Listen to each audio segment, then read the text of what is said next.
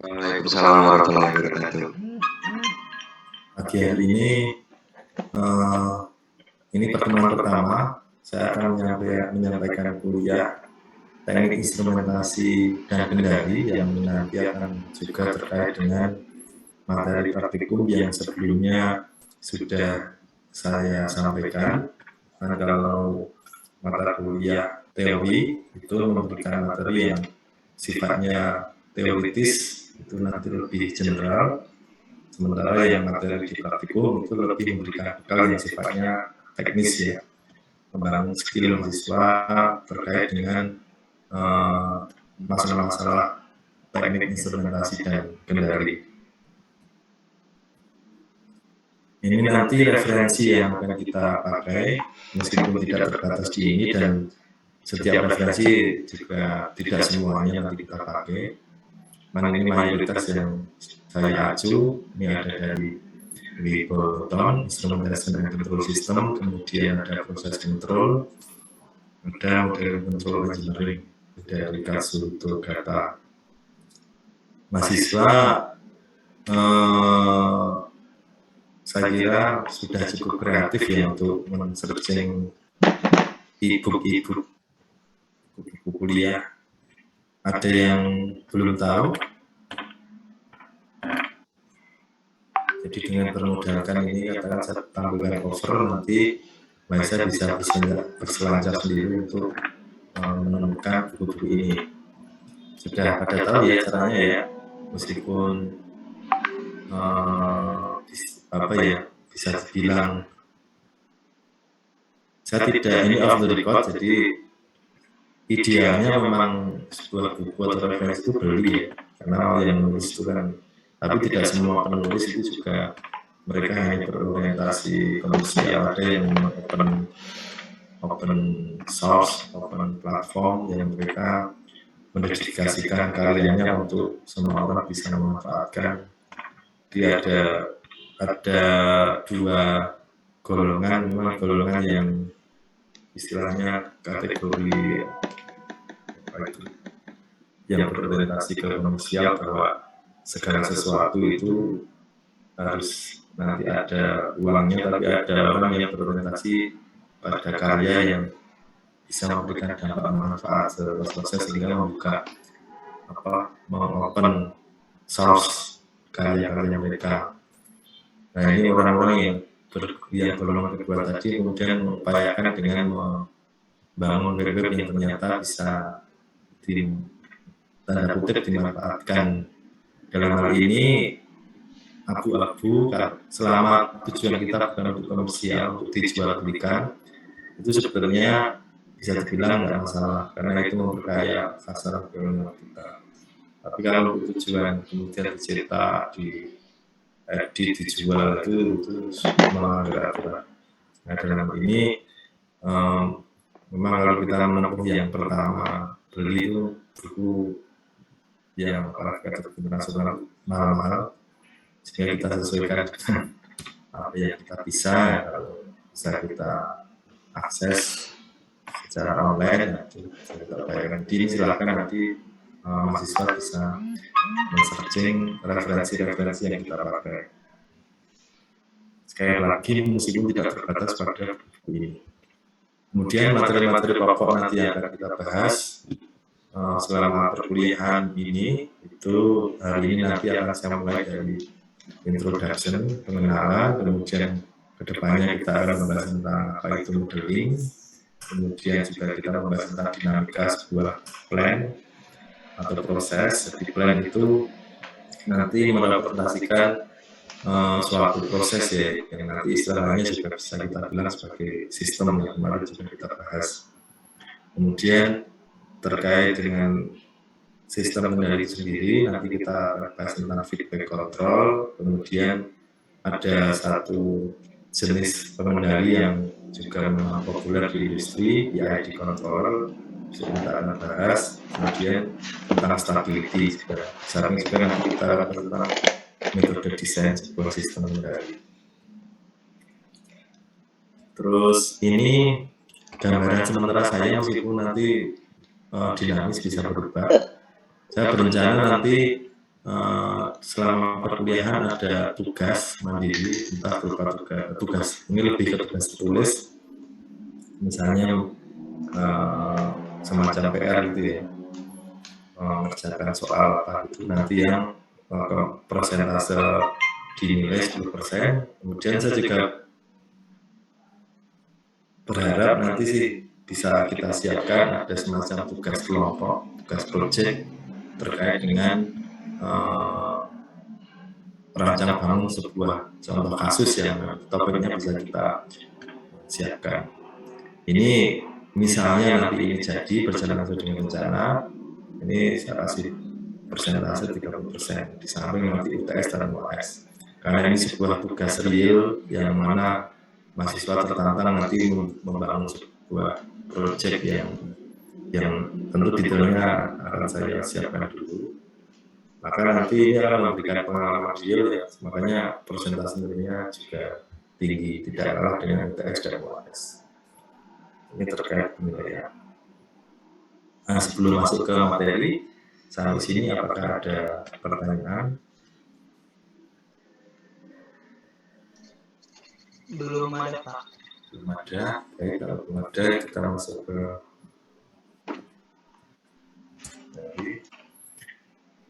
saya awali dari tentang istilah sinyal dan sistem yang kemarin sudah saya singgung waktu penjelasan praktikum. Kalau kita bicara teknik instrumentasi dan kendali, di situ kan ada kata kunci instrumentasi dan kendali yang dia nanti akan menjadi sebuah istilah kita supporting system, menjadi bagian, bukan bagian utamanya ya, tapi bagian yang nanti akan meningkatkan baik produktivitas maupun efisiensi dari sebuah proses. Nah, proses itu sendiri yang kemudian kita istilahkan sebagai sebuah sistem ya, yang kemarin sudah kita bahas, itu akan menghasilkan sebuah added value, sebuah produk ya. Sehingga kita kenal banyak sekitar kita yang kemudian kita sebut sebagai sebuah sistem, counter sistem. Kemudian mungkin di sekitar di rumah mahasiswa mungkin ada tambungan air itu juga bisa kita sebut sebagai sistem. Kenapa sebuah tambungan air disebut sebagai sistem? Karena di sana akan memberikan manfaat, memudahkan orang-orang di rumah untuk bisa memanfaatkan air ya. Bayangkan kalau harus nimba manual sana dulu, itu kan berarti tidak efisien. Nah, dengan model sistem tambungan air, maka nanti air ditaruh di atas, kemudian setiap menggunakan dia akan melalui gaya gravitasi akan mudah dialihkan untuk penggunaan. Yang kemudian pertanyaannya bagaimana mengalirkan air ke tambungan yang ada posisinya ada di atas ya. Dan di situ ada pompa. Sehingga kalau kita identifikasi itu sebagai sebuah sistem tambungan air di rumah, maka dari hulunya dia ada sumber air di dalam tanah, kemudian dipompa, kemudian ada air di tambungan, setelah itu ada pemipaan yang dialirkan ke tempat-tempat penggunaan, ada keran atau katup.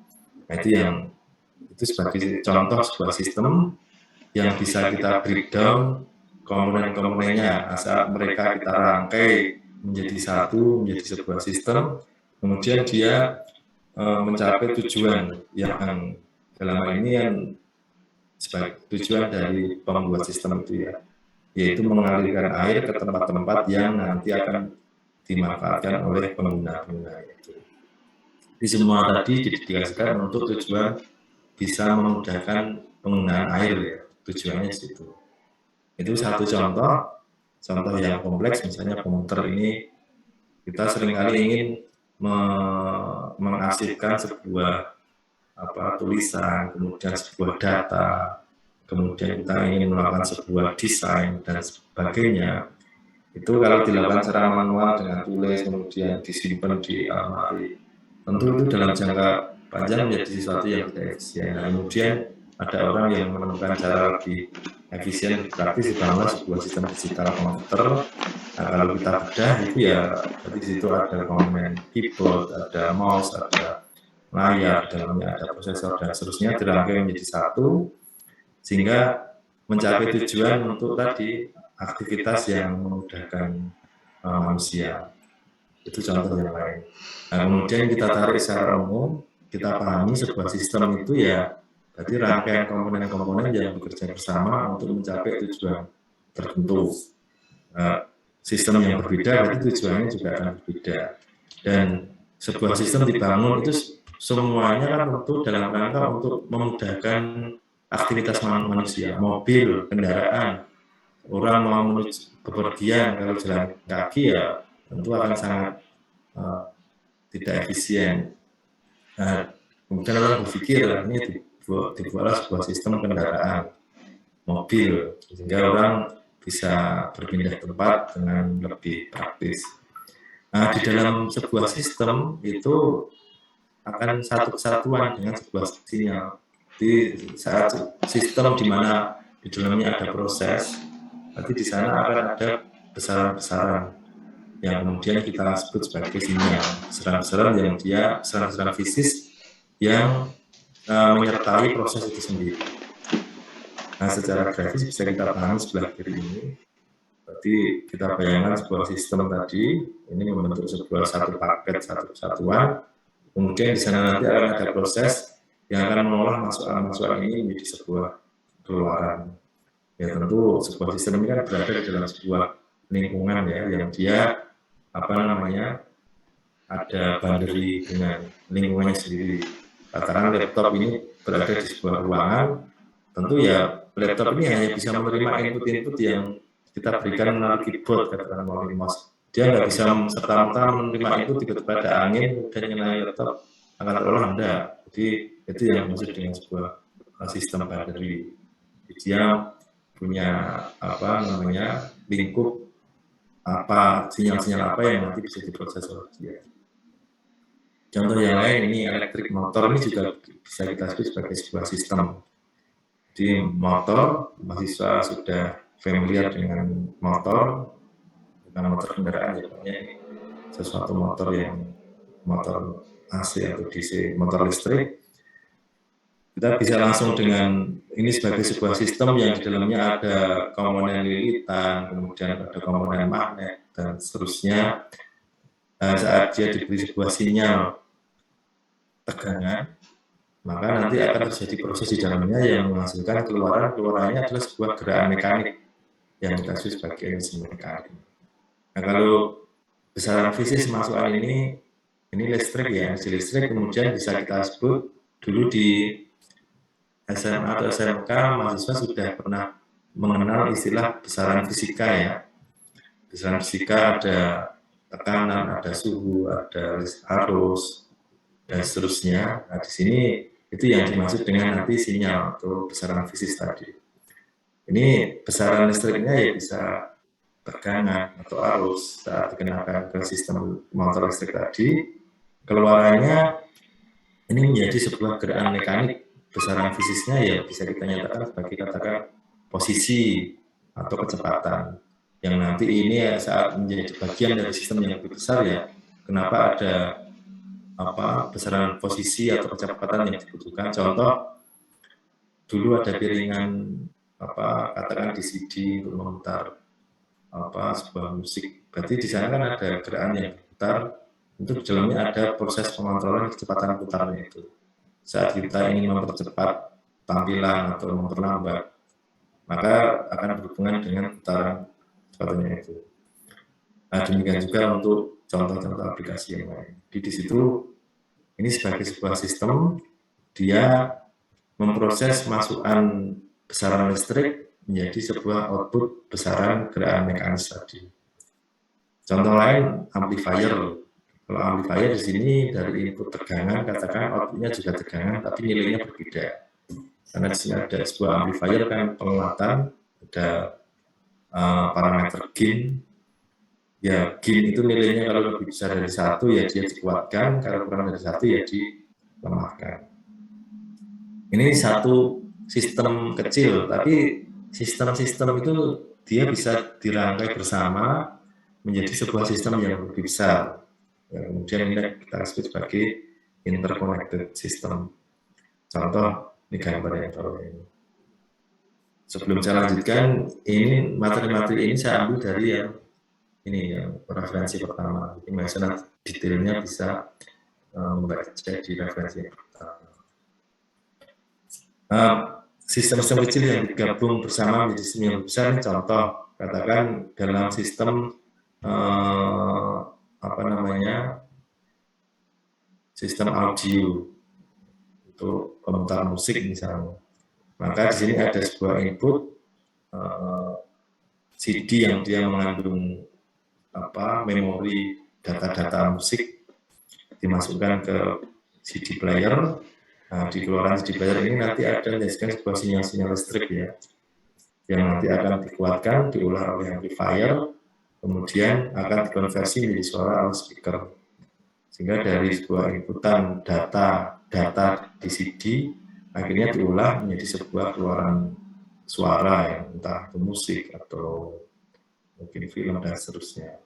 Ini kita pandang juga sebagai sebuah sistem yang akhirnya memberikan tadi dalam ini ya hiburan itu juga kebutuhan manusia, maka ada suara yang membuat orang nyaman, kemudian ada tampilan video yang juga membuat orang terhibur.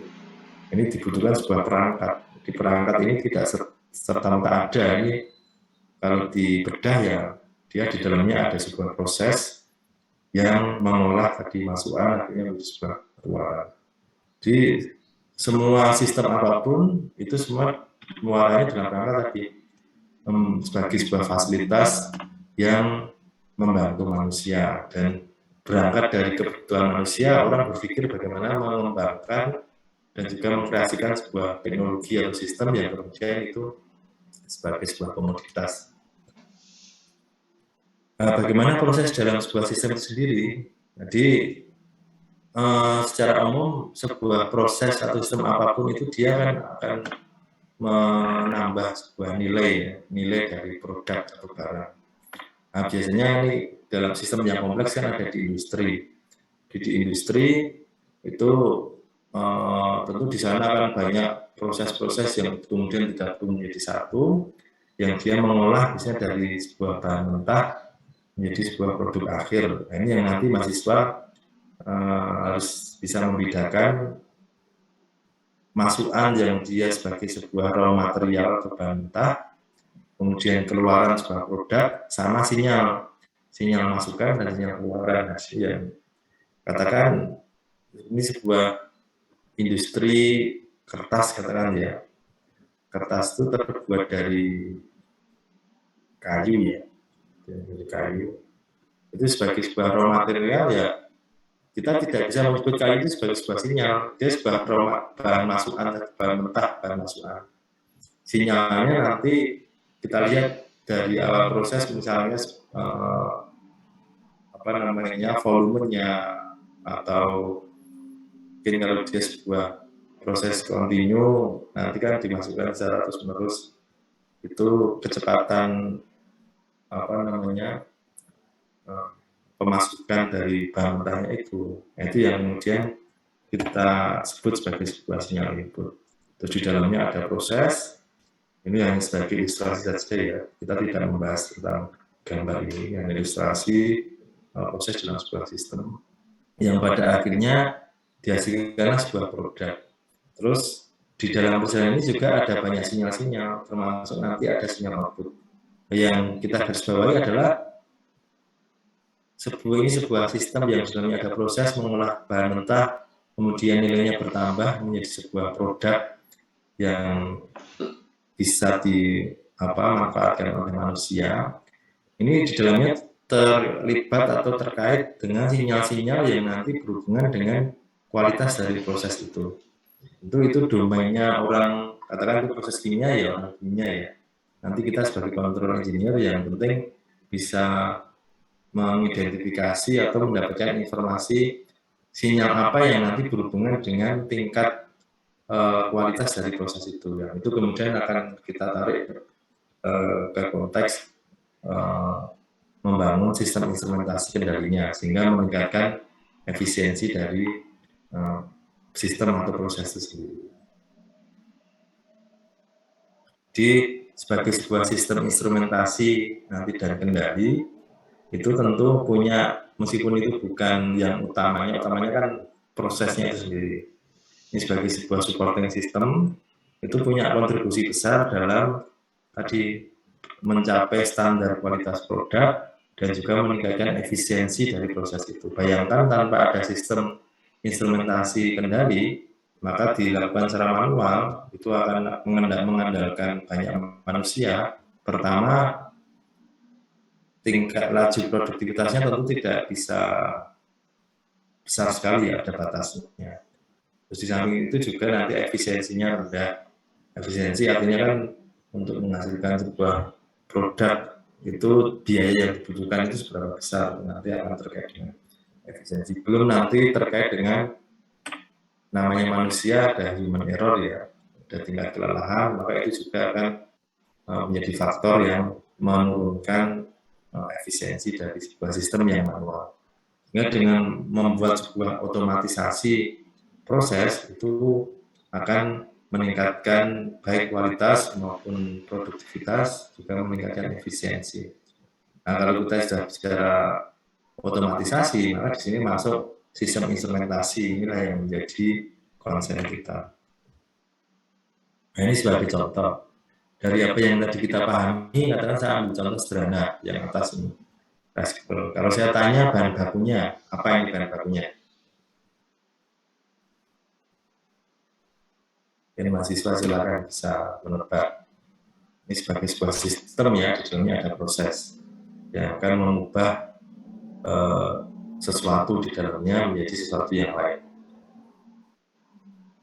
Bahan bakunya apa ini? Beras. Beras. Produknya?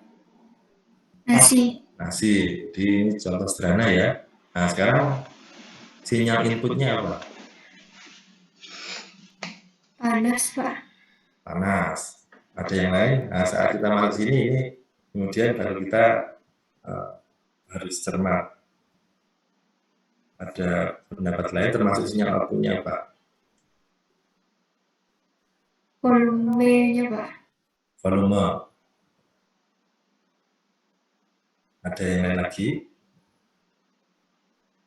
Di besok saat kita disodori sebuah kasus yang kita kemudian diminta untuk membangun sistem kontrol dari sebuah proses atau plan, maka kita harus punya kemampuan untuk mengidentifikasi nanti. Nanti sinyal inputnya apa ya? Sinyal outputnya apa?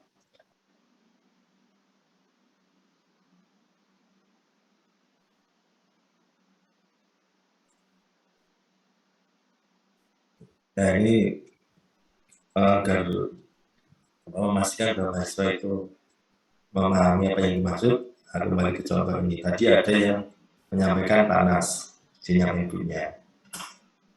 Ada pendapat lain? Listrik, kok. Apa? Listrik. Listrik. Oke. Ada lain lagi? Sinyal, termasuk sinyal outputnya. Nah, untuk mengidentifikasi sinyal input sama output ya kita harus punya gambaran bagaimana proses di dalam sistem itu berjalan.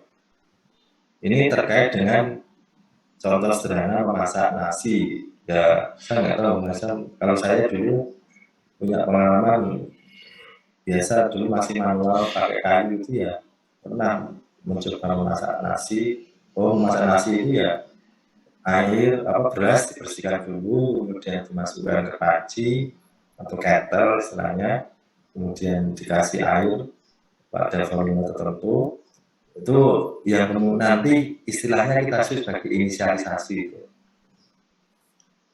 Kadang-kadang tergantung kita mau memasak seberapa banyak, itu belum masuk proses sampai situ. Ini baru kita proses preparasi. Setelah kita ada beras yang bersih di dalamnya ditambah air, proses kita mulai.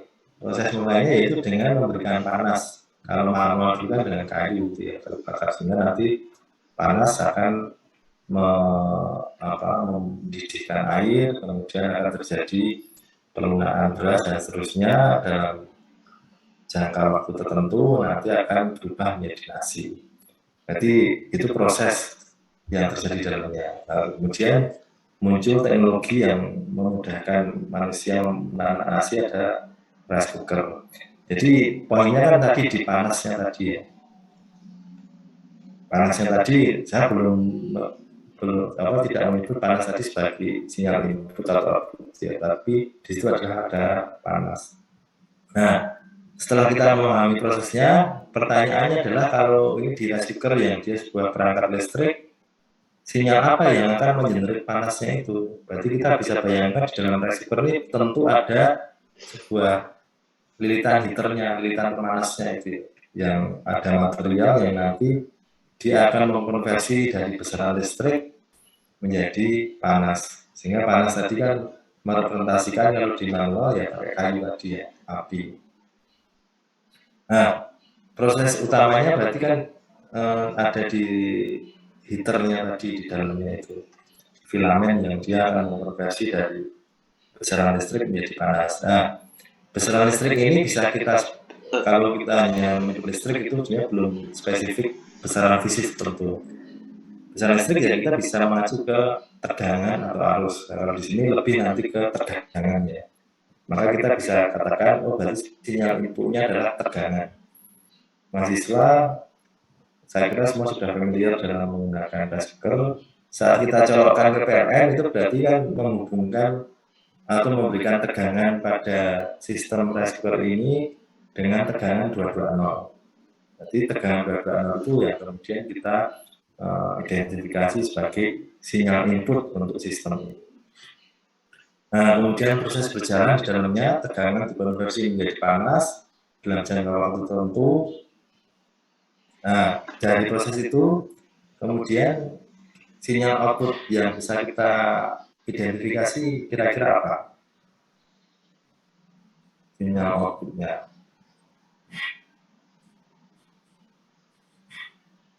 Yang mana tadi saya sampaikan, sinyal ini akan berhubungan dengan kualitas prosesnya sendiri. Sinyal kira-kira dari yang tadi saya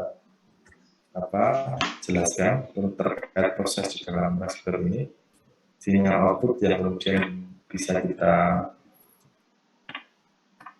ambil atau kita identifikasi panas ya. Jadi tadi karena panas ini bisa kita, panas berarti suhu ya. Suhu ini bisa kita ambil sebagai sinyal outputnya. Output jadi ada perubahannya secara sinyal, ada perubahan dari tegangan menjadi panas, yang mana panas ini akan berimpact ke proses penanaan nasi itu sendiri. Nah, nanti panasnya ini pertanyaan berikutnya, ini tentu di dalamnya ada kontrolnya ini, kan dia otomatis nanti akan off. Nah, mahasiswa nanti bisa ini mencoba searching di Google bagaimana rangkaian di dalam rangkaian elektronik dari sebuah rice cooker itu, sehingga pas dia sudah matang nasinya itu, kalau dia bisa mati sendiri, berarti kan di dalam ada otomatisnya.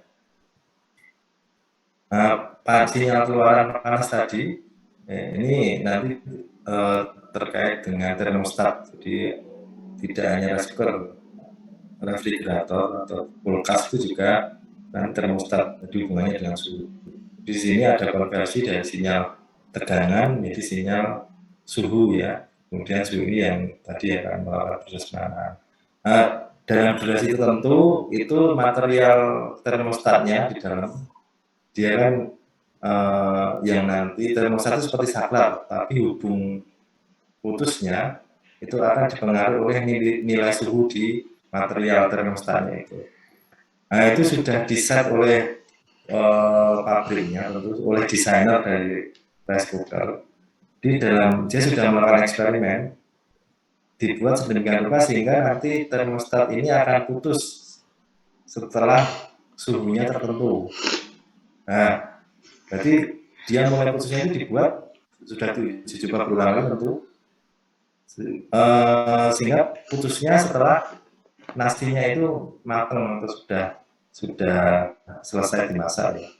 Tentu itu bisa didesain di termostatnya sehingga dengan berbagai pengujian sehingga diperoleh sebuah desain termostat.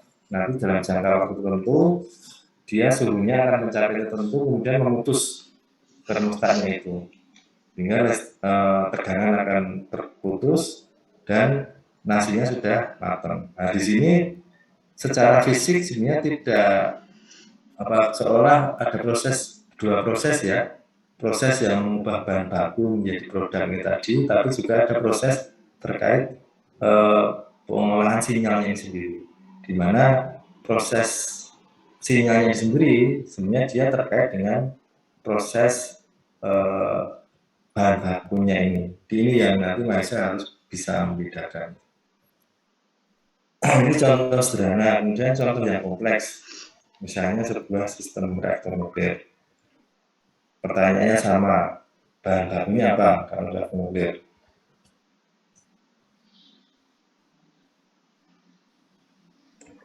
Tegangan juga bukan, Pak? Tegangan. Uranium, Pak. Uranium, Pak. Oke, Sama air mungkin, Pak. Oke, jadi mahasiswa sudah pernah di ATM kan sudah pernah dijelaskan tentang reaktor nuklir, jadi sudah bayang. Sampai mahasiswa juga mungkin yang penasaran tentang reaktor mungkin baca-baca sendiri. Jadi bahan bakunya bahan bakar tadi bisa berupa uranium, oke ada yang nyebut air, oke nanti air itu pendingin itu bagian dari sistem. Maksudnya bagian sistem itu kayak di reaktor tadi ya pancinya atau itu adalah bagian dari sistemnya. Di sini sebelum proses itu selalu sudah ada airnya, tapi kemudian dimasukkan bahan bakar. Itu oke sebagai bahan bakunya ya, kemudian produknya apa? Energi listrik. Oke, produknya energi listrik. Terus kalau kita bicara sinyalnya, agar ini nanti proses berjalan, katakan semua sudah di-set, bahan bakunya sudah dimasukkan, kemudian semua sudah siap, dengan proses kita jalankan. Sinyal itunya apa kira-kira? Reaksi, Pak. Reaksi itu bagian dari prosesnya itu sendiri. Seperti kalau menanasi tadi ya, saat beras itu kena panas, dia akan memuai, kemudian berubah strukturnya. Itu gayanya seperti kalau di sini uranium nanti tembak neutron sudah reaksi. Itu prosesnya sendiri. Tapi sebagai sinyal yang memicu prosesnya itu, kira-kira suhu. Oke, ada lagi.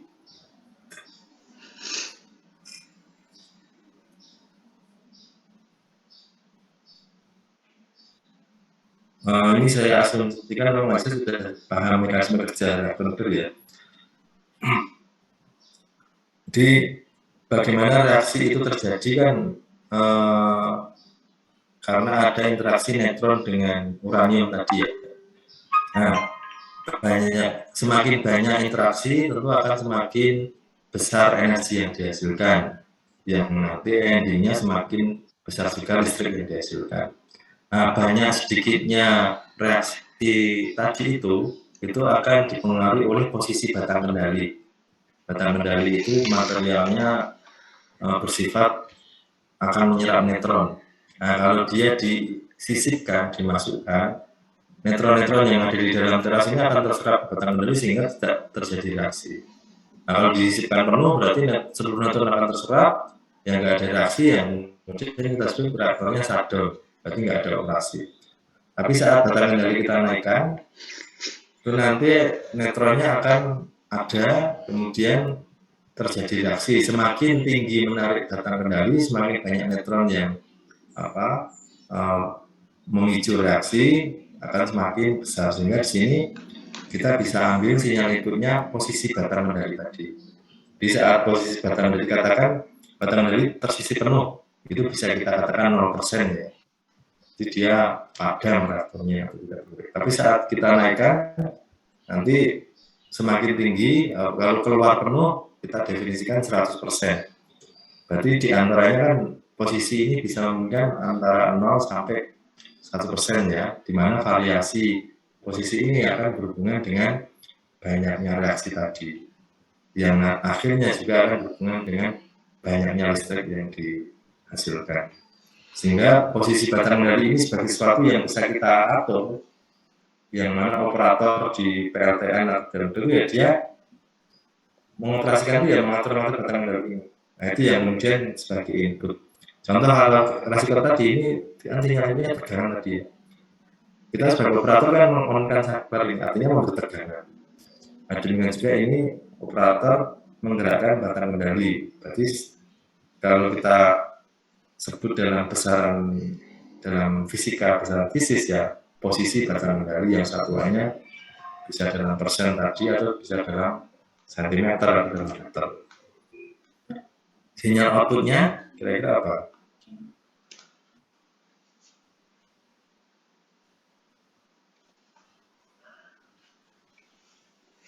Sinyal outputnya.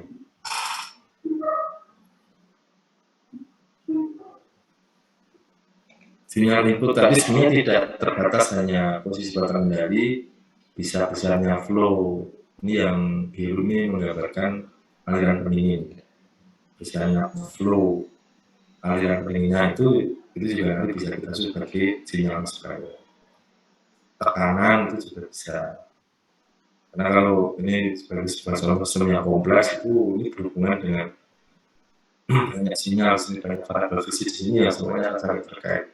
Tapi memang definisi dari sinyal input itu berarti variabel di dalam proses yang memang bisa kita ubah-ubah. Itu ya, kalau perubahan dari utuh hulunya, kemudian dia menyebabkan munculnya variabel yang lain, berarti variabel yang lain ini sebenarnya tidak kategori input, dia kan akibat dari variabel input yang kita berikan. Sinyal outputnya kira-kira apa? Uap bertekanan. Apa? Uap bertekanan. Uap bertekanan. Uap bertekanan itu sebenarnya juga kategori bisa dibilang tadi produk juga ya. Produk di samping tadi listrik, sebelum jadi listrik itu diawali dari adanya uap yang kemudian menggerakkan turbin, terus menggerakkan generator di listrik. Nah, kalau kita bisa bicara sinyalnya ya, sinyalnya bisa nilai daya listriknya sendiri. Daya listrik ya kan dalam daya itu ada yang menyatakan pakai P atau mungkin watt ya, banyaknya energi per satuan waktu yang disebutkan. Nah itu bisa kita ambil juga sebagai sinyal keluarannya, nilai dayanya. Karena daya itu kan besaran fisis juga. Jadi ini sebagai sebuah contoh kita bisa identifikasi tadi ini sebuah sistem reaktor nuklir atau PLTN. Salah satu sinyal inputnya posisi batang kendali, salah satu sinyal outputnya daya listrik yang dihasilkan. Panas itu juga bisa kita ambil sebagai sinyal outputnya, karena panas itu kan suhu ya, tepatnya suhu. Kalau panas itu ada energinya sendiri, tapi kalau suhu berarti besaran terkait panas itu ya suhu. Nanti satuannya dalam derajat dalam satuan suhu, entah derajat Celcius, entah Kelvin, dan lain-lain. Jadi kalau kita bicara sinyal maka harus mengarah ke besaran fisis ya, entah tekanan, entah flow, entah suhu, entah bukaan katup dari dalam persentase bukaannya itu, kemudian entah volume dan seterusnya. Jadi kita mengarah ke besaran fisis apa yang ada di dalam proses itu. Terus mana yang saya kategori sebagai input yang memang dengan sengaja akan diberikan oleh operator, mana yang kategori output yang dia terkait langsung dengan produknya. Jadi nanti kalau ada contoh lain sistem, nanti Maisa sudah bisa mengidentifikasi, oh ini bahan bakunya apa, produknya apa, yang intinya apa. Setelah mengidentifikasi itu baru nanti bisa memikirkan bagaimana kita mengotomatiskan proses ini. Sebelum masuk ke sana,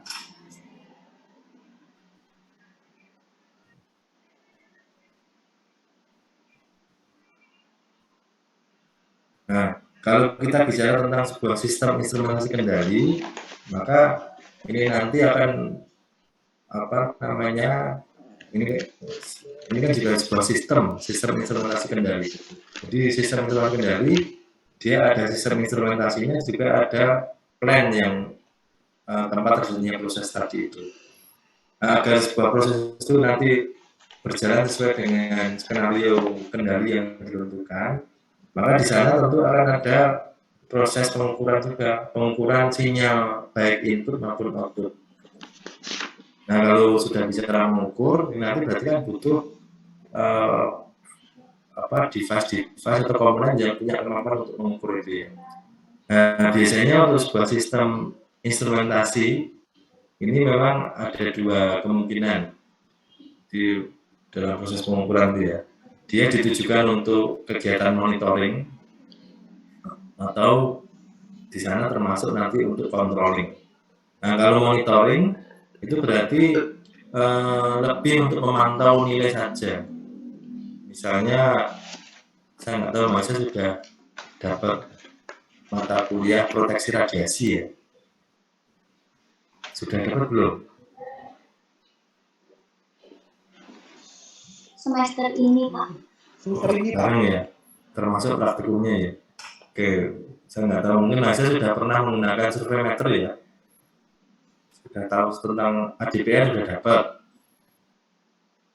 Kalau ADPR dapat ya, alat deteksi dan proteksi radiasi sudah pernah ya. Masih teorinya, Pak. Oke, itu berarti sudah punya gambaran atau tidak bahwa radiasi itu kan berbahaya untuk manusia, sehingga harus bisa dideteksi. Alat mendeteksinya kan pakai detektor itu yang kemudian dia dibangun menjadi kita sebut sebagai salah satunya itu survei meter. Survei meter itu di sana sebagai sebuah sistem untuk mengukur radiasi ya, ada detektor sampai nanti ada sebuah penampil yang menunjukkan nilai paparan radiasi adalah sekian di tempat yang diukur itu. Apakah dia nanti melampaui batas yang diizinkan, batas aman atau tidak. Sehingga untuk menyimpulkan di sini tidak masalah, tidak ada bahaya radiasi. Di tempat lain ternyata melebihi batas, jadi sehingga harus menjadi warning, tidak perlu ada orang yang masuk ke situ. Nah, ini sebagai sebuah sistem pengukuran itu yang masuk kategori monitoring. Jadi sampai pada menampilkan sebuah informasi tentang variabel fisiknya itu sendiri. Radiasi tadi hanya sebagai contoh. Radiasi itu kan kita sebagai besaran fisik dalam bentuk paparan atau laju dosis. Masih sudah diajarkan itu juga. Nah, kalau di proses rice cooker tadi ya, tadi kan kita tegangan ya. Kalau karena tegangannya sudah fix, kita tahu di PKN itu sudah 2.0 ya nggak perlu kita tampilkan. Tapi kalau nanti berhubungan dengan proses yang sinyal inputnya itu katakan tidak hanya sekedar on off tapi dia berfluktuasi, nah nanti memungkinkan untuk ditampilkan atau bahkan dikeluarannya di sebagai sebuah penampil, atau saat kita naik kendaraan motor ada speedometer itu. Nah sampai situ meskipun naik kendaraan motor itu kategori ada proses pengontrolan ya, tapi sampai pada speedometernya itu sebenarnya proses monitoring. Jadi bagaimana sebuah proses yang sistem instrumentasi yang dia akan melakukan pengukuran pada sinyal-sinyal tadi, sinyal yang ada di sebuah sistem atau proses di dalam sistem untuk ditampilkan di sebuah informasi. Informasinya ya dalam besaran fisik tadi. Kalau suhu itu kan kita baru bicara kita rasakan tapi nilainya berapa, itu kan kita harus dikuantisasi, yang mengkuantisasi ya sistem pengukuran itu, sistem instrumentasi. Nanti muncul sebuah nilai, kalau analog ya biasanya dalam bentuk jarum itu ya, nilai suhunya sekian, atau kalau dalam digital muncul angka yang semuanya sama-sama menunjukkan sebuah nilai kuantitas dari besaran fisik tadi. Itu kalau monitoring. Tapi kalau controlling tidak hanya sekedar memantau nilai tadi, tapi hasil pengukurannya nanti dipakai sebagai feedback juga yang akan mempengaruhi prosesnya itu sendiri. Nah, ini yang kemudian sebagai kontrol. Kalau monitoring, kita nggak peduli nanti di prosesnya itu mau bagaimana, intinya ada tampilan atau informasi yang menunjukkan nilai variabel fisik yang terlibat dalam proses itu.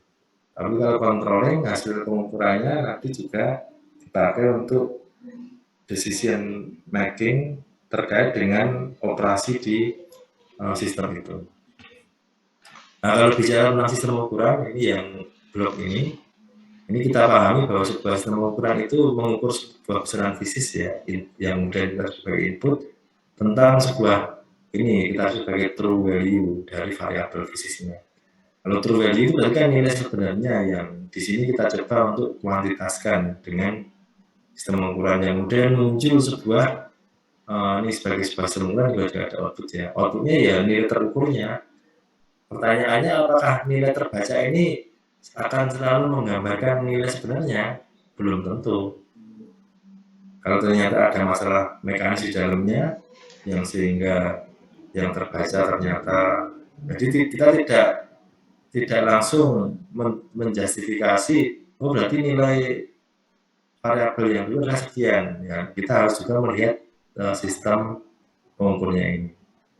Makanya ada istilah kalibrasi, kemudian ya, lebih banyak kalibrasi itu ya, untuk selalu menjaga bahwa sistem alat ukur itu dalam kondisi yang dia memang valid sesuai dengan standar. Nah, yang diukur itu besaran fisis, bisa tekanan. Jadi sampai di sini kita nggak tahu namanya tekanan itu ya kalau kita mendapatkan berada di sebuah ruangan tertutup yang kemudian dipompa, nah, kita merasakan apa itu benar tekanan. Tapi saat diminta berapa kan tekanannya, kita nggak bisa, harus butuh alat ukur. Sehingga makanya pengukuran tekanan nanti sini akan mengkonversi menjadi sebuah nilai yang menggambarkan tekanannya itu. Demikian juga untuk besaran yang lain, flow rate, speed, dan seterusnya. Sehingga di sistem pengukurannya, sistem informasinya inilah yang nanti juga menjadi bagian yang harus kita pahami. Bagaimana sistem instrumentasi itu akhirnya bisa mengkuantitasi sebuah variabel fisis yang dia menjadi bagian dari proses tadi. Kalau gambar ini menggambarkan ini fungsi monitoring tadi dari hulunya yang untuk mengukur ya kemudian biasa kita sebagai sensor ya. Ini sebuah material yang dia secara natural itu ternyata bisa bereaksi atau merespon besaran fisis tadi menjadi sebuah besaran lain yang maksudnya dalam bentuk besaran listrik. Ini dari sebuah nilai true value dari variabel yang diukur, kemudian diolah entah melalui sinyal prosesor maupun yang lain, nanti akan ditampilkan dalam sebuah penampil display, bisa digital, bisa analog, atau dia nanti akan kita simpan dalam bentuk rekaman, atau mau kita transmisikan ke sistem yang lain. Ini yang kemudian sebagai keluaran nilai kuantitas dari sistem instrumentasi. Misalnya ada pertanyaan bisa langsung disampaikan. Terus bicara tentang sistem pengukuran, maka ya ada parameter unjuk kerja dari sebuah sistem pengukuran. Di sini parameter unjuk kerjanya kita sebut ada istilah akurasi yang nanti identik dengan istilah errornya. Kemudian ada range atau istilah lainnya span ini. Range ini berarti rentang yang bisa diukur dari sistem pengukuran itu atau sistem instrumentasi alat ukur itu. Kemudian ada istilah presisi yang nanti identik dengan istilah repeatability atau reproducibility. Kemudian ada parameter sensitivity, juga ada stability. Nah, masing-masing ini maksudnya apa? Satu-satu. Ini akurasi atau error. Sebuah alat ukur, karena ini sebagai ujung tombak ya, kalau dari sistem apapun, sistem instrumentasi kendali apapun, itu ujungnya pasti di bagian sistem pengukurannya ini. Ini sebagai gambaran, kalau kita naik motor, kemudian maaf, mata kita katarak itu sensornya kan mata kita. Kita ternyata mempersepsikan itu sebenarnya aslinya kenceng, tapi mempersepsikan itu kecepatannya rendah, kemudian justru malah kita naikkan lagi, ya itu kan berarti error yang besar. Maka akurasi dari alat ukur kita dalam tadi prediksi nilai kecepatan saat naik motor itu menjadi sesuatu yang penting, sehingga kegiatan mengendarai motor itu nanti bisa berjalan dengan selamat. Jadi akurasi ini nanti akan menunjukkan tingkat penyimpangan hasil pengukuran terhadap nilai sebenarnya. Jadi kalau ya kita bayangkan adalah standar yang kita anggap benar ya. Kemudian dia mengukur sebuah nilai besaran fisis dapat sekian, dan juga punya alat ukur kita, alat ukur sekunder. Nah, perbedaan antara hasil pengukuran kita dengan standar tadi seberapa besar? Yang standar tadi kita anggap dia yang menggambarkan nilai sebenarnya. Kalau itu semakin besar perbedaannya, kita katakan akurasinya rendah. Tapi kalau dia semakin sama atau errornya semakin kecil, maka semakin akurat. Nah, itu menjadi parameter yang bekerja dari sebuah tadi sistem pengukuran. Biasanya dinyatakan dalam persen of FSD. FSD ini full scale deflection. Alat ukur tadi punya rentang ya, dia bisa mengukur dari 0 sampai sekian. Maka nilai akurasi dari alat ukur itu dinyatakan dalam percent of full scale deflection. Contoh misalnya kita menemukan alat ukur arus yang di sana tulis plus minus 1% of 10 ampere. Berarti kemampuan mengukur ammeternya itu atau multimeternya itu bisa sampai 10 ampere.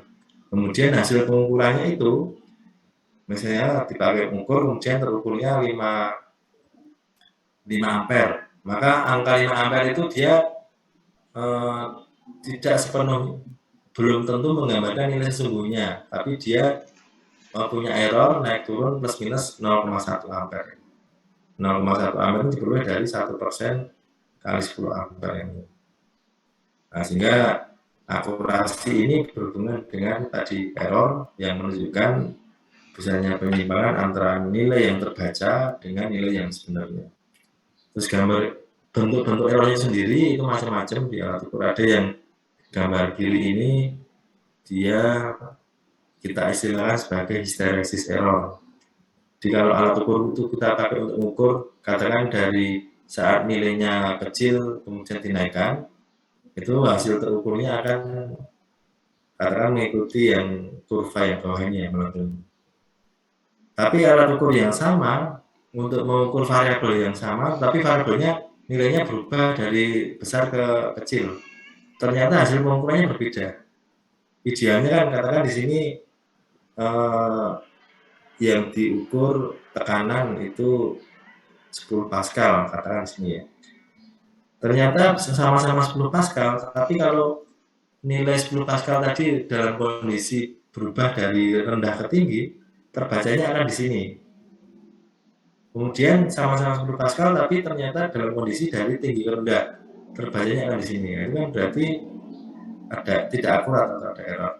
Nah, yang dia instrumentasi pengukur yang karakteristiknya seperti ini, yang kemudian kita sebut sebagai hysteresis error. Jadi ini ada penyimpangan ini ya, di tengah-tengahnya ini tergantung pada kondisi perubahan nilai variabel yang diukur, apakah dia membesar atau mengecil.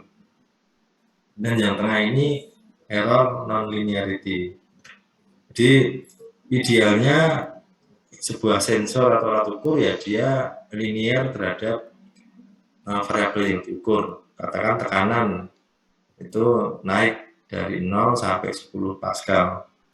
Nah, saat tekanan nilai sesungguhnya ini bergerak tekanan naik, yang terbaca juga mestinya akan bergerak sama naik juga.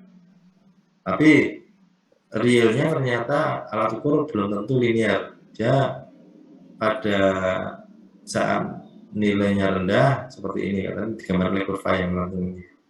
Tapi ternyata tidak selalu proporsional. Yang jika kita gambarkan dalam sebuah kurva, membentuk sebuah kurva yang tidak linear. Ini yang kemudian kita sebut sebagai non-linearity error. Nilai idealnya kan yang lurus ini. Tapi di tengah-tengah ternyata ada error yang besar. Kemudian ada istilah lagi insertion error. Di sebuah alat ukur, ini contoh sederhana, ammeter. Mahasiswa sudah diajari mungkin di elektronika dasar atau praktikum ya, tentang bagaimana mengukur arus. Kalau mengukur arus kan berarti ammeternya disusun serial ya, seperti ini. Kalau tanpa ammeter kan yang atas ini, maka arus ini nanti ya hanya akan melewati R yang ada ini aja. Tapi saat kita mau ukur, itu berarti kita memasang alat ukur yang mana alat ukurnya sendiri itu punya resistor, punya tahanan. Sehingga nilai tahanan dari ammeter itu kan akan mempengaruhi nilai arus yang mau diukur sendiri. Jadi tentu karena dia secara fisik bergabung dengan sistem yang mau diukur dan mempengaruhi nilai sesuatu di dalam sistem itu, yang kemudian akan mempengaruhi juga ke nilai variabel yang mau diukur. Nah, tentu nilai variabel yang diukur itu ya akan berbeda dengan nilai yang sesungguhnya. Pertanyaan sederhana, kalau kita mengukur arus, nilai tahanan ammeter ini idealnya berapa?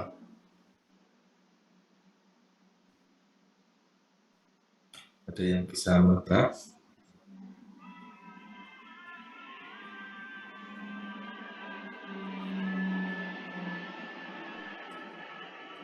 Idealnya berapa? Nilai tahanan ammeter saat kita mengukur arus.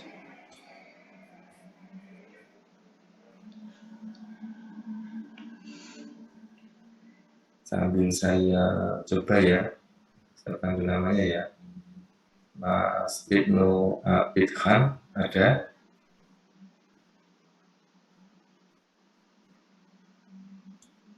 Ibnu Idhan ada dari. Maaf Pak, si Ibnu kan tadi konfirmasi ke saya Pak, katanya dia ada gangguan jaringan Pak. Oh gitu. Hmm. Oke, atau Mas Rahmat Farhan sendiri? Oh iya Pak, boleh Pak. Kalau menurut saya Pak, 0 ya Pak. 0, oke. Jadi kalau 0 kan tidak mempengaruhi total resistor di sini ya. Maka idealnya 0, tapi kenyataannya itu enggak. Artinya ammeter yang bagus itu berarti dia dibuat resistor dalamnya sekecil-kecilnya. Itu sehingga nanti tidak memberikan insersi error dalam proses pengukuran. Sebaliknya yang bawah, ini voltmeter, kalau ini kan dipasang paralel ya. Voltmeter berapa nilai tahanan idealnya? Ini yang lain. Cinta Wulandari ada? Ada Pak. Nah, berapa resistor yang ideal untuk sebuah voltmeter?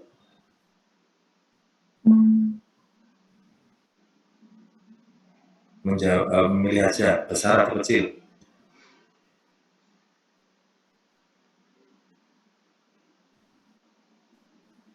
Besar Pak. Besar. Jadi kebalikannya dengan ammeter, kalau voltmeter itu idealnya nilai resistor di dalam voltmeternya sendiri harus sebesar-besarnya agar arus yang masuk ini tidak ada yang lari ke voltmeter. Seluruh arus akan masuk ke R dari yang diukur ya, sehingga tegangannya hanya akan menjadi tegangan dari R saja. Tapi kalau nilai tahanan di voltmeter ini tidak cukup besar, nanti akan ada arus yang terbagi ke sini. Kalau arus yang terbagi, nanti tegangannya juga akan terbagi. Ini tegangannya sama ya, tapi tegangan ini kan akan dipengaruhi oleh, nah ini secara matematis nanti Mas bisa telusuri. Kalau seperti ini katakan R, terus ini R2 ya. Kan nilai totalnya seper R total sama dengan seper R terus plus seper R2 ini. Nah, kalau di sini dipasang nilai R yang besar sekali, maka nanti R totalnya akan mendekati sama dengan R ini. Tapi kalau di sini dipasang tidak cukup besar, nanti nilai R totalnya akan berubah. Nah, artinya itu akan mempengaruhi besarnya tegangan yang akan terukur sendiri. Sehingga hasil pengukurannya tentu juga akan terjadi kesalahan. Jadi sampai sini Mas sudah paham tentang apa itu akurasi dari sebuah alat ukur. Terus sekarang ada istilah range atau span ya. Setiap alat ukur nanti dia ada informasi tentang variabel fisik yang bisa dia ukur. Misalnya alat ukur tekanan ya di sana nanti akan ada, oh ini punya kemampuan ukur dari tekanan sekian sampai sekian. Maka itu juga yang nanti harus bisa diketahui oleh mahasiswa saat disodori sebuah alat ukur. Nanti oh dia punya kemampuan dan segala. Jangan sampai nanti di sebuah proses itu dia variasi nilai sinyalnya itu katakan dari 0 sampai 20, tapi menggunakan sensor atau alat ukur nanti yang ternyata range-nya hanya 0 sampai 10, maka ini sudah nggak match. Sebaliknya, berarti yang contoh itu tadi menyebabkan nanti akan ada nilai yang tidak terukur. Sebaliknya, di proses itu sinyalnya 0 sampai 20, tapi kita pakai alat ukur yang range-nya 0 sampai 1000 katakan. Ya dia akan terukur tapi tidak sensitif, jadi tidak peka. Nanti tidak, itu juga akan mempengaruhi hasil pengukurannya juga. Terus yang gambar kanan ini menggambarkan ini ada dead space. Terkadang itu juga harus pahami bahwa sebuah alat ukur itu biasanya ada dead space, dia saat ada kondisi awal itu saat katakan ukur tekanan, saat tekanannya di bawah nilai tertentu, di alat ukur ternyata tidak punya kemampuan untuk merespon, dia punya nilai tekanan minimal sehingga mulai dia bisa mengukur. Maka dari 0 sampai nilai tertentu ini yang kemudian kita sebut sebagai dead space dari alat ukur itu. Terus berikutnya presisi. Ini nanti yang berhubungan dengan istilah repeatability sama reproducibility. Presisi itu bisa kita artikan nih konsistensi hasil pengukuran. Sekarang kita lihat ini ada dua hasil pengukuran. Ini dilakukan berulang kali ya, 1, 2, 3 pada objek yang sama. 1, 2, 3, 4, 5, 6, 7. Kita lakukan pengukuran sampai 7 kali pada objek yang sama. Pada nilai variabel fisik yang kita anggap sama juga. Dapat seperti ini. Kemudian pada kasus yang lain dengan kondisi yang serupa kita lakukan juga, dapat data yang bawah. Nah dari dua contoh ini pertanyaannya mana yang lebih presisi? Alat ukur yang atas atau alat ukur yang bawah?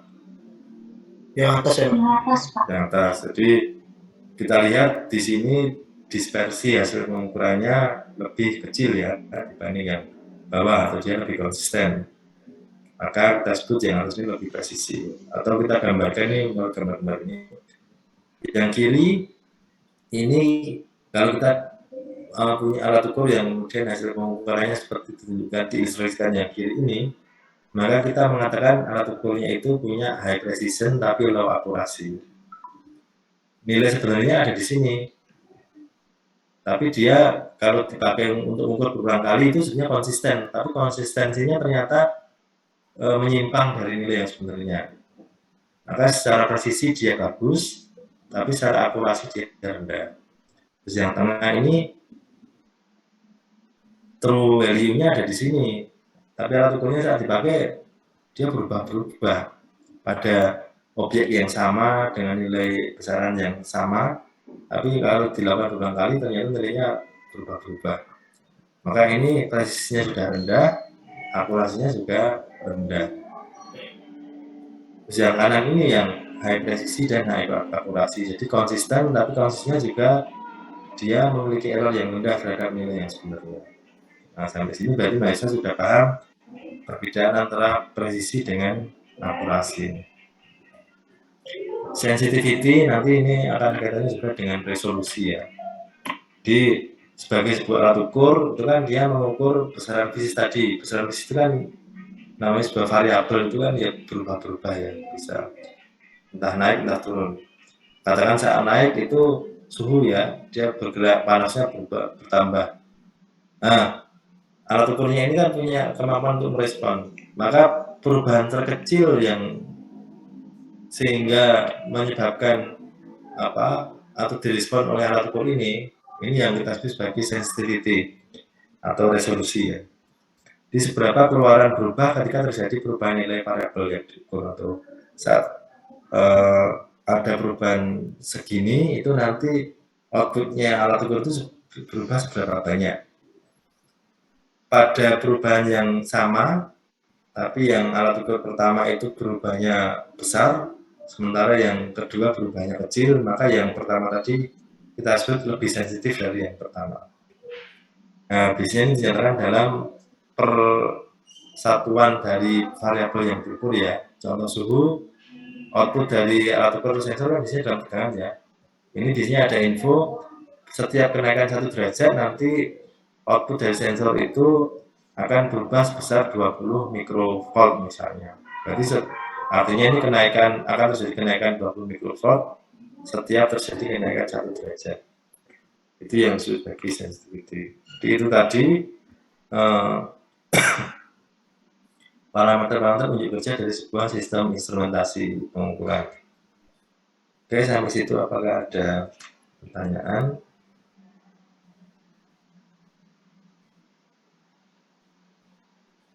Kalau tidak ada, kita lanjut tentang sistem kendali.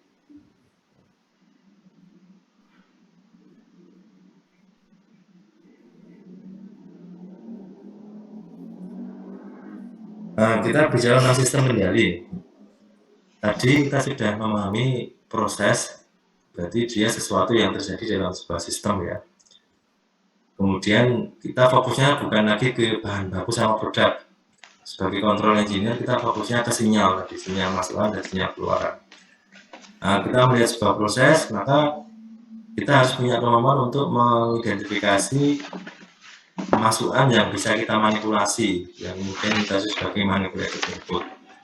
Terus juga bisa mengidentifikasi sinyal keluaran yang dia berhubungan dengan tadi produknya sih, yang nanti ada istilahnya measured output sama unmeasured output. Yang masukan ini di samping ada manipulated input tadi juga memungkinkan ada disturbance input. Ini tentu input yang tidak kita inginkan ya. Jadi oke, di kondisi awal kita abaikan dulu ya. Jadi ada input yang bisa kita manipulasi. Kata-kata manipulasi ini penting nanti karena kalau ada sebuah proses yang kita kesulitan mencari masukan yang bisa dimanipulasi, ya maka kita nggak bisa mengaplikasikan sistem kendalinya. Harus ada input yang bisa dimanipulasi. Contoh input yang bisa dimanipulasi, nah kalau kita naik kendaraan itu, nah pertanyaan nih, ini dua contoh sederhana. Kira-kira input yang bisa dimanipulasi apa? Pada contoh, kalau kita naik kendaraan, naik motor lah. Kira-kira apa?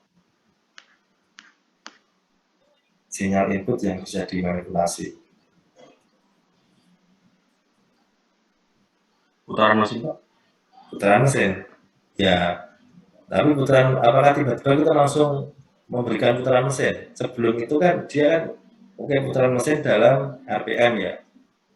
Apakah itu memang kategorinya input? Apakah tiba-tiba saat naik motor kita langsung memberikan inputan putaran mesin gitu? Nah, lebih ke hulunya lagi. Kira-kira apa? Bukaan gas berarti. Bukaan gas. Oke, berarti kalau bukaan gas mengacu nanti kita bayangkan di karburator itu ya. Karburator itu nanti ada mekanis di sana yang akan menentukan banyaknya bahan bakar dari tangki bahan bakar itu bensin yang akan lari ke silinder ya. Berarti sampai situ kita bisa katakan banyaknya volume bahan bakar yang lari ke silinder itu sebagai sebuah sinyal masukan yang nanti memungkinkan kita manipulasi. Nah, setelah kita mengidentifikasi yaitu satuannya kalau dalam waktu itu cc atau ya kita bisa bilang itu debit flow-nya, debit flow bahan bakar yang nanti lari ke silinder pembakaran. Itu kan ada di bagian karburatornya. Setelah kita menemukan sinyal yang bisa dimanipulasi, pertanyaan berikutnya itu bagaimana kita memanipulasinya? Kan butuh perangkat keras juga untuk memanipulasi sinyal itu. Tapi itu pertanyaan nanti hanya pertanyaan. Nah, sampai sini kita sudah tahu, oh ini sebagai sebuah proses di sistem, maka sinyal masukan yang dia berhubungan dengan prosesnya itu sendiri adalah untuk contoh tadi banyaknya atau flow, besarnya flow bahan bakar yang lari ke silinder. Nah, menyambung pertanyaan yang kedua tadi, untuk contoh motor, Bagaimana kita mengaturnya ya di handle tangan kita, di gas itu ya istilahnya apa ya, kita sebut sebagai handle-nya. Jadi saat kita putar, dia kan terhubung dengan sebuah kawat yang kemudian menarik bukaan saluran bahan bakar di dalam karburator tadi.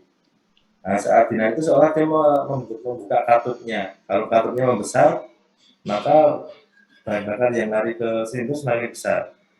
Nah, sampai situ kabel handle yang kemudian kita sebut saat kita sebut sebagai katup lah. Itu yang kemudian dalam istilah kontrol kita sebut sebagai aktuatornya. Aktuator yang dia akan memanipulasi sinyal inputnya tadi itu. Nah, saat dia bisa kita manipulasi, nanti kan akan mempengaruhi prosesnya. Nah, kemudian output, nah, dia akan menghasilkan output. Nah, untuk contoh motor kira-kira apa? Misal outputnya.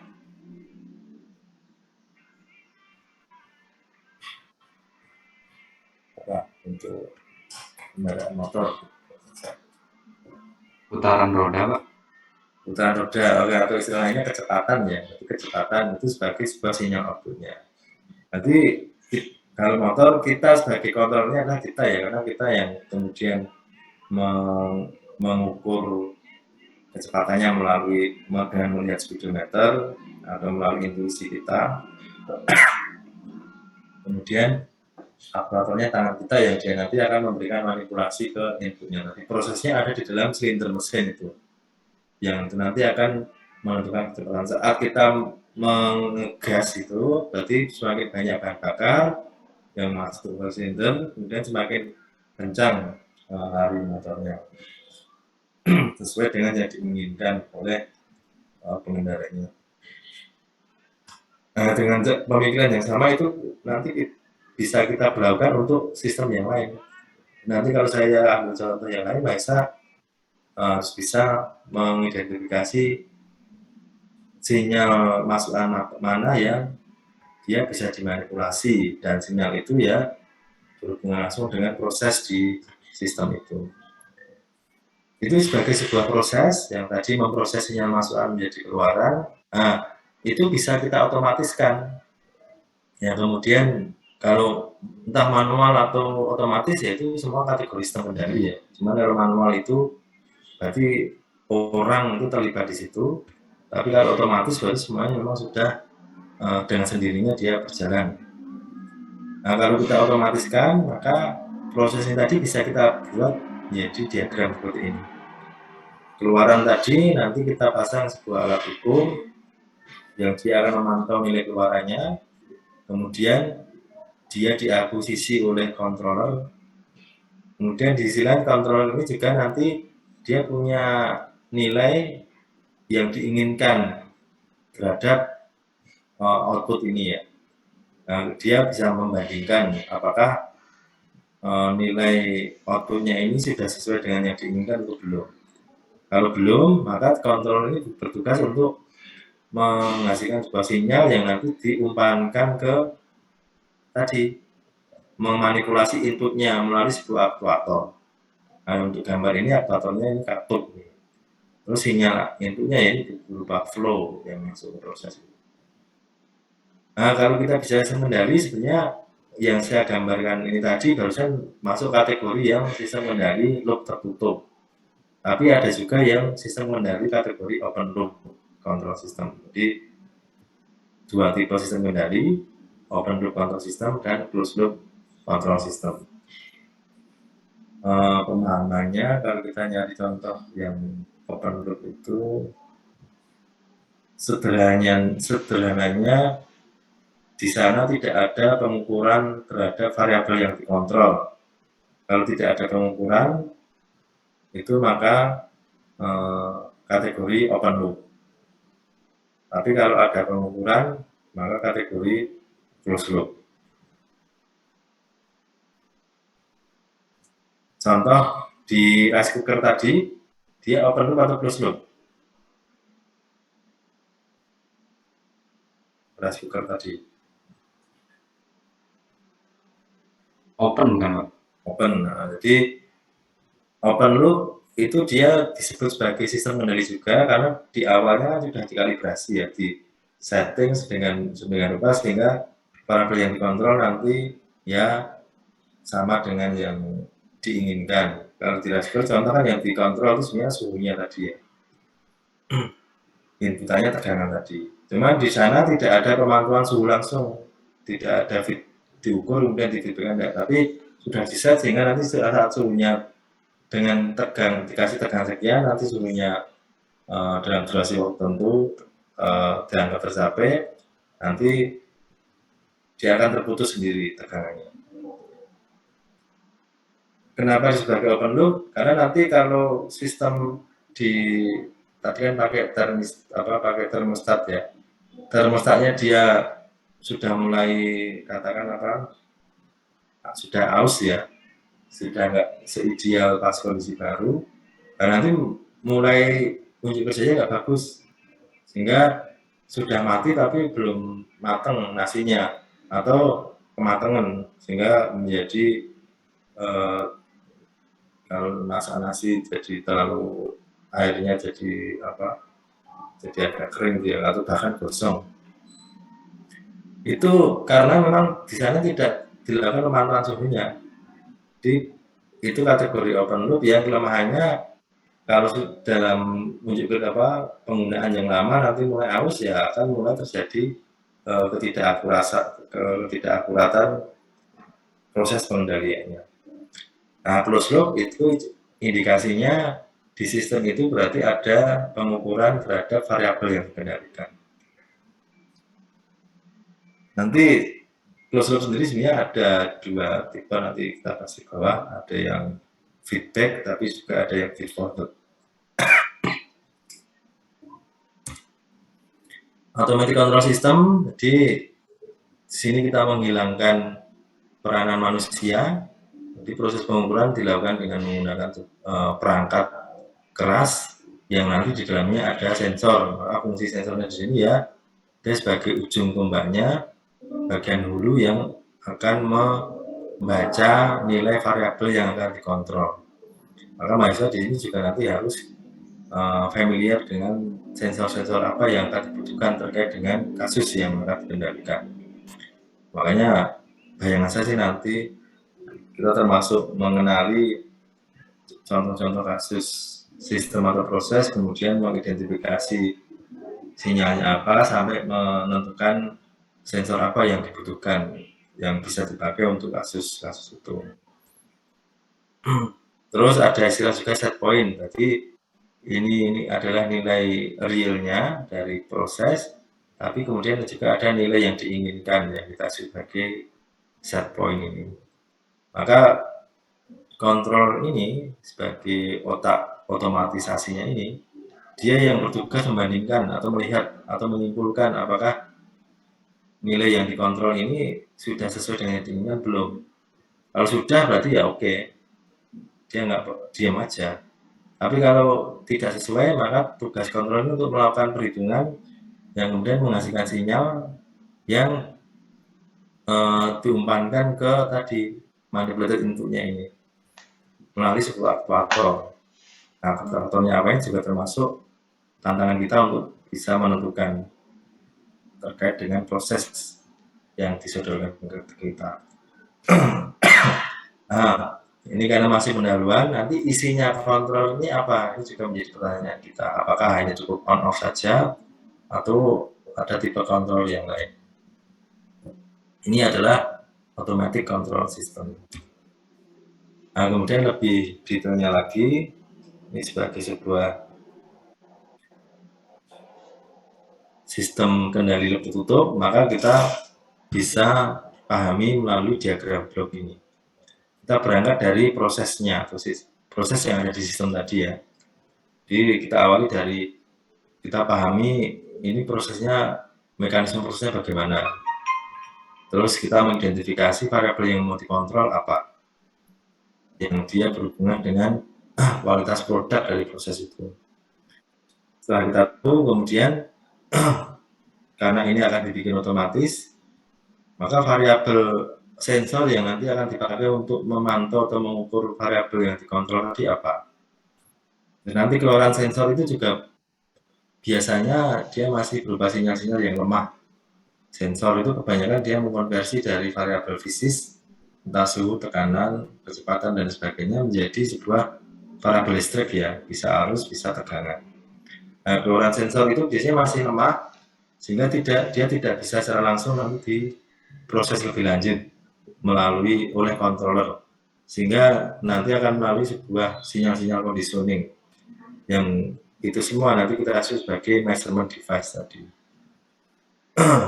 Nah, setelah dapat sebuah sinyal yang siap masuk ke controller nanti dibandingkan dengan nilai set point-nya. Nah, di bagian sini pun tidak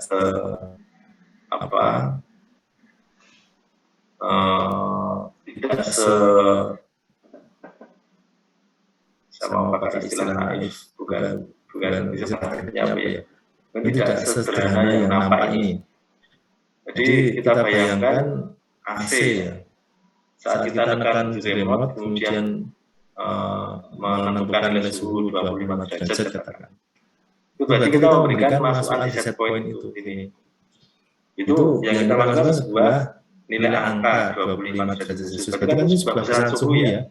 Nilai suhu yang kita inginkan. Tapi dengan menekan tombol itu di dalamnya itu direpresentasikan dengan sebuah sinyal lain.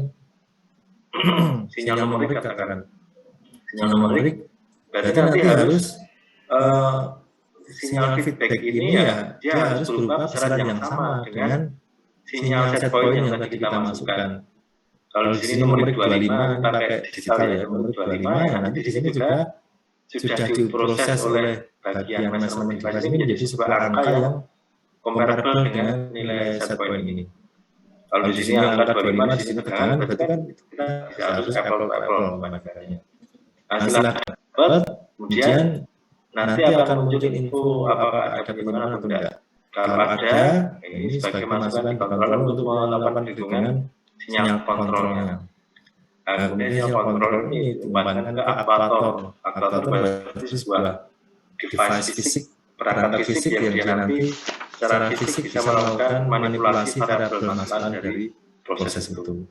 Contoh motor tadi berarti di karburator ada katup yang bisa diubah posisinya nanti mempengaruhi flow dari bahan bakar. Dengan saat variabel ini termanipulasi, prosesnya juga akan ikut berubah yang nanti dia berpengaruh ke nilai variabel yang dikontrol tadi. Isinya kontrol ini dibuat sedemikian rupa sehingga ini menjadi sebuah sistem kendali yang membawa variabel yang dikontrol ini ya sama dengan nilai set point. Arahnya ke situ. Itu idealnya dalam realnya itu nanti ada faktor-faktor teknis lainnya yang tidak kita harapkan tapi dia berkontribusi pada kerja ini yang kemudian kita sebagai disturbance atau mungkin ada noise yang nanti akan mengurangi akurasi pengukuran sini. Itu hal yang nanti juga menjadi pertimbangan kalau sudah masuk fase implementasi atau realisasi dari sistem tadi. Kalau kita bedah lebih secara lebih detail lagi, sensor tadi berarti ya nanti kita harus mengenali sensor apa yang nanti terkait dengan kasus yang kita hadapi. Sensor itu ada thermocouple, ada flame gauge, ada pressure gauge, ada potentiometer itu kategori sensor, tachometer. Nah, kalau kita berhubungan dengan intensitas cahaya yang mungkin dengan fotodioda dan seterusnya. Itu pada sinyal output yang tadi kita definisikan sebagai atau kita identifikasi sebagai sinyal yang ingin kita naikkan. Kemudian aktuator nanti ada device yang nanti akan terhubung langsung dengan pemanipulasian input. Kontrolnya sendiri di dalamnya nanti kita bisa kalau mau digital ya bisa microcontroller, bisa PC, personal komputer, PLC, DCI kategori PC. Yang nanti bisa kita realikan melalui sebuah algoritma atau kontrol analog. Terus algoritma dari kontrol ini tipe kontrolnya sendiri, kalau ini kan perangkatnya ya. tipe kontrol sendiri, biasanya bisa on off, bisa PID, bisa fuzzy, memorize dan seterusnya. Di samping ini juga koneksi antar device tadi kan harus match base sinyalnya. Maka kita akan ada bagian juga sinyal di sini, amplifier dan seterusnya. Ini adalah yang kemudian kita sebut sebagai instrumentasi dari sistem kendali. Ini kalau disodorkan sebuah kasus, proses, ya mindset nanti harus bisa, yang harus dengan desain ya, masalah satunya nanti menentukan kebutuhan instrumentasinya ini, komponen-komponen sehingga akan kita pakai untuk membangun sistem ini. Kembali lagi ke contoh ini tadi sudah ya. Ini kalau variabel apa yang kita kendalikan tadi suhu, aktuatornya adalah nanti ini lebih ke termostat tadi. Jadi aktuator berarti yang nanti akan bertugas memutus tegangan dari PLN. Prinsipnya sebenarnya tadi kita bahas. Jadi fokus kita bukan ke resikonya, ini sebagai contoh ilustrasi tentang